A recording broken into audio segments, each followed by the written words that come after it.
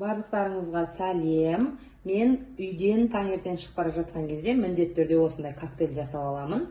Мынау бізде корнмайн, ішінде кораллы тастар, яғни организмде түсіп жатқан әртүрлі бактерия, вирус, токсиндердің барлығын өзіне сіңіріп алып, тазаны суды тап-таза қылады. Өлі судан тірі суға айналдырады. Міне осыны саламын. Одан кейін H500 ол антиоксидант бізде, тоже токсиндерді өзіне сіңіріп алады. Мен оның бір капсуласын осылай суға саламын. Одан кейін пентакан, бұл клеткаларды тазалайды, тоже кірден, мусордан бір шипучий таблетканы тоже саламын. Және де осылай су құямын.